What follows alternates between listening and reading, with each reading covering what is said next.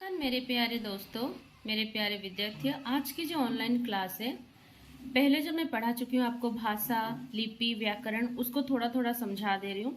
और उसके साथ साथ आज मुख्य रूप से हम समझेंगे वर्ण विचार। ये भी मैं समझा चुकी हूँ कई सारे वीडियो। आज वर्ण के ऊपर अंतिम वीडियो है, अंतिम ऑनलाइन क्लास है। देखिए क्या है भाषा ना। भाषा वो साधन है जिसके द्वारा भाव और विचार का आदान प्रदान होता है।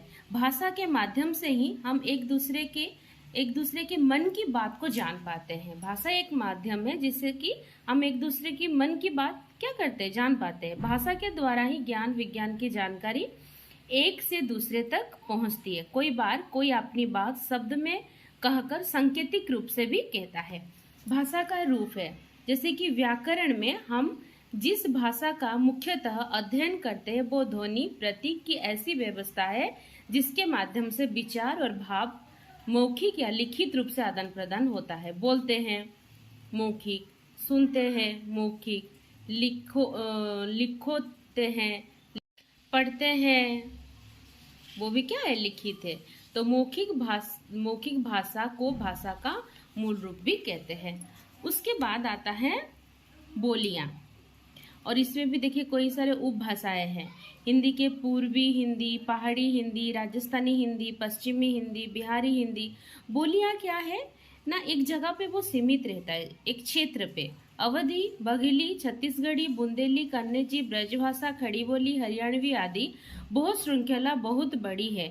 उस पर आगे चर्चा करेंगे आगे वाले क्लास में, या इससे आगे भी मैं आप लोगों को बता दूंगी। एक भ्रांत धारणा है कि बोली वो केवल बोला जाए जिसका लिखित साहित्य ना हो, जिसके अपनी लिपि और अपना व्याकरण ना हो। अब लिपि किसको कहते हैं ना, सभ्यता के विकास ने लिपि को जन्म दिया है, नहीं तो मेरी बात आप तक शायद ही पहुंच पाती। टेलीफोन जब कम उपलब्ध थे या थे ही नहीं, तो पत्र के माध्यम से ही सूचना का आदान प्रदान होता था। तो इससे आप परिचित होंगे, जब टेलीफोन था किस तरीके से होते थे। तो भाषा के लिखते समय जिन चिन्ह का प्रयोग किया जाता है उन्हें हम क्या कहते हैं, लिपि कहते हैं। जैसे कि हिंदी की लिपि देवनागरिक, उर्दू की लिपि फारसी, संस्कृत की लिपि देवनागरिक, अंग्रेज की लिपि रोमन और पंजाब की लिपि गुरमुखी। अब व्याकरण हम समझेंगे।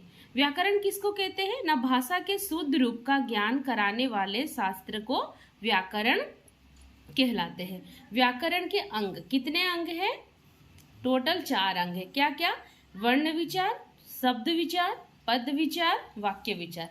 अब हम समझेंगे अच्छे तरीके से कि वर्ण विचार किसको कहते हैं ना। भाषा के मौखिक और लिखित रूप में हमने जाना कि मौखिक भाषा का आधार मुख्य रूप से निकलने वाली ध्वनियां है, तो लिखित भाषा इन्हीं ध्वनि प्रतीक का लिपिबद्ध रूप है।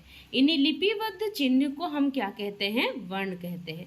लिपिबद्ध चिन्ह को क्या कहते हैं, वर्ण कहते हैं। वर्ण मौखिक ध्वनि का लिखित रूप है। वर्ण क्या होता है, मौखिक, जब मौखिक रूप से हम बोल रहे हैं, यो रूप भाषा को प्रयोग में लाने वाले समाज द्वारा निश्चित किया जाता है।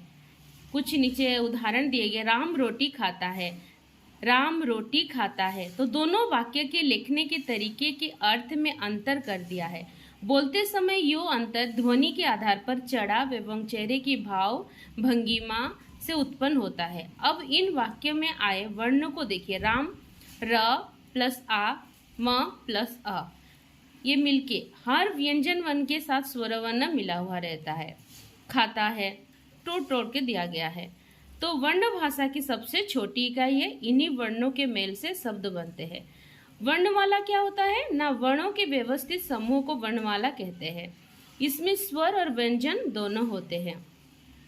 अब देखिए यहाँ पे भी मैं समझा चुकी हूँ आपको, पहले भी समझा चुकी हूँ, और यहाँ पर भी मैं लिख के आप लोग को समझा रही हूँ कि भाषा क्या होती है ना।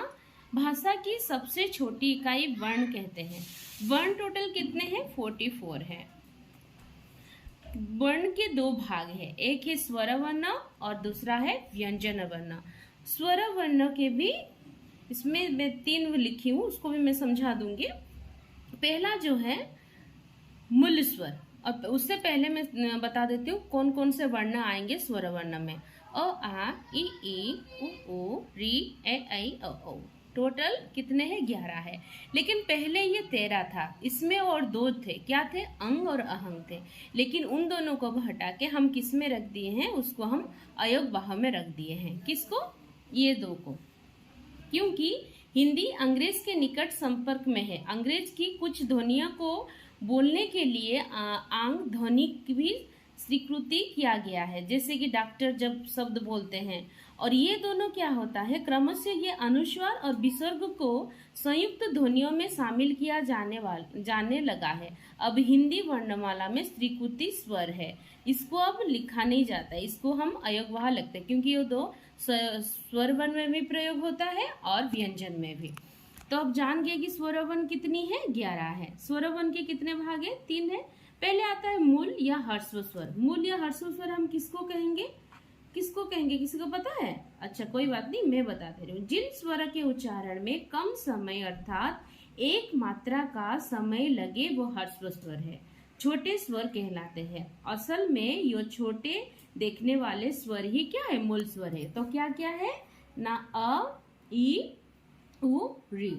अब दीर्घ स्वर। दीर्घ स्वर किसको कहते हैं ना? इनके उच्चारण में ह्रस्व स्वर की तुलना में लगभग दोगुना समय लगता है, 2 मात्रा का समय लगता है। कितने मात्रा का? 2 मात्रा का। अर्थात जिन स्वरों के उच्चारण जिसके उच्चारण में दीर्घ समय लगे, क्या क्या है ना? आ है, ई यू ए ऐ ओ। और कुछ पुलुप्त स्वर भी है, मैं यहाँ पे नहीं लिखी हूँ, मैं आप लोग को बता दे रही हूँ। जैसे कोई स्वर बहुत लंबा खींचा जाता है, कौन सा में वो है ना? पलुप्त। ये स्वर क्या है ना? कोई स्वर बहुत लंबा खींचा जाए तो वो पलुप्त स्वर कहलाता है, जैसे कि राम, ड्रामा वगैरह में होता है। तो अब देखिए संयुक्त स्वर। संयुक्त स्वर कितने हैं? टोटल 4 हैं। ए ऐ अ औ। दो दो स्वरों से मिलके बना है, इसको क्या कहते हैं? संयुक्त स्वर। और इन्हीं स्वरों का प्रयोग करके हम मात्राएं लिखते हैं या वारा खड़ी। वर्ण अ से कोई नहीं, जैसे क। वर्ण आ से आ की मात्रा, ई से ई, ये सारे क्या है? मात्रा चिन्ह है। अब हम समझेंगे व्यंजन वर्ण। व्यंजन वर्ण किसको कहते हैं ना? इनका उच्चारण स्वरों के संयोग से होता है और हवा मुंह के अलग अलग स्थान से टकराकर बाहर आती है। हिंदी वर्णमाला में व्यंजन वर्ण की स्थिति इस प्रकार है। कुछ इस प्रकार मीन्स कचट तप, इसको स्पर्शीय व्यंजन भी कहा जाता है, इसको वर्गीय व्यंजन भी कहा जाता है।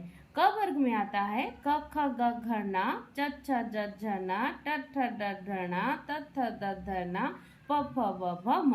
ये क वर्ग कंठ से उच्चारण होता है, च वर्ग तालु से उच्चारण होता है, ट वर्ग मूर्धा से उच्चारण होता है, त वर्ग दंत से उच्चारण होता है, प वर्ग अष्ट से उच्चारण होता है। और ये अंतस्थ व्यंजन है, य र ल व। उसम व्यंजन श श श ह। संयुक्त व्यंजन कुछ ज्ञ त्र न्य स्र, क प्लस श, त प्लस र, ज प्लस न्य एंड श प्लस र। और एक है जब हम लिखते हैं क्या? विद्यालय। अभी तो उसको तोड़ के भी लिखा जाता है जब हम लिखते हैं विद्यालय। विद्यालय, इसमें क्या है? द और य दोनों मिला हुआ रहता है इनमें, विद्यालय। और उत्तिक्त व्यंजन ड ढ, इसके अंदर क्या रहता है? विंदी एक रहता है। ओके, अब इसी को भी हम विभक्त किए हैं। क्या है ना? एक अल्प प्राण और एक महाप्राण, सघोष और अघोष। ठीक है। हिंदी वर्णमाला में जो ड ढ के अतिरिक्त 33 व्यंजन है, 33 है। मुंह, जीवा और आभा की स्थिति के आधार पर व्यंजनों का 3 भेद होता है। कितने वर्ण होता है? 3 वर्ण होता है। एक होता है स्पर्श व्यंजन, और एक होता है अंतस्थ व्यंजन, और एक होता है उसम व्यंजन। अब हम समझेंगे क्या? अल्प प्राण को समझेंगे।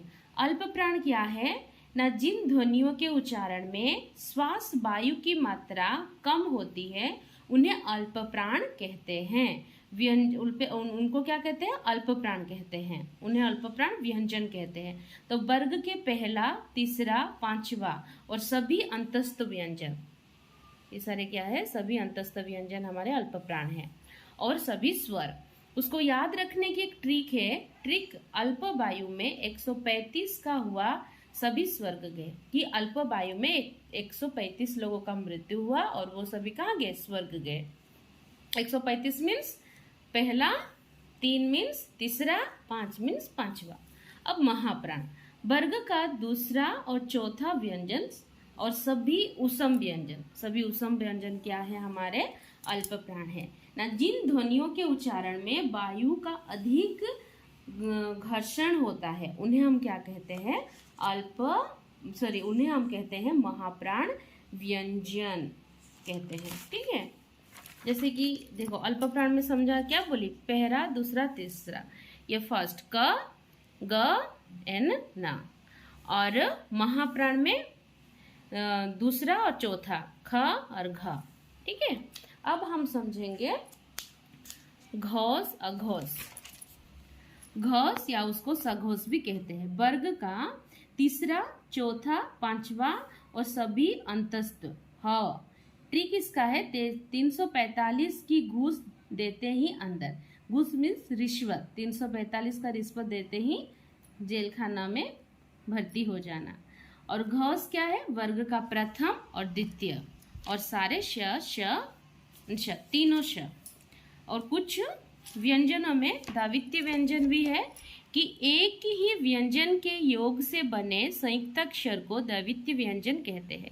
दूसरे शब्द में कहे तो व्यंजनों का द्वारा उच्चारण द्वितीय व्यंजन कहलाता है। जैसे कि कुत्ता, इसमें क्या है? दो एक ही जैसा व्यंजन है। कुत्ता अगर मैं यहाँ पे लिख के दिखा रही हूँ आपको, दो व्यंजन है, एक त और त दोनों ही है। एक को हम आधा लिखे हैं और दूसरों को हम क्या लिखे हैं? पूर्ण रूप से लिखे हैं। गत्ता, जो व्यंजनों से व्यंजन का मेल हो तो लिखने में ध्यान देना बहुत जरूरी है। स्वर रहित व्यंजन सच्चा, इसमें क्या नहीं है? स्वर नहीं है, सच्चा। स्वर रहित व्यंजनों को जोड़ना, सच्चा। दो व्यंजन वर्ण है, सेम व्यंजन वर्ण है, लेकिन एक आधा लिख रहे हैं और एक को पूर्ण।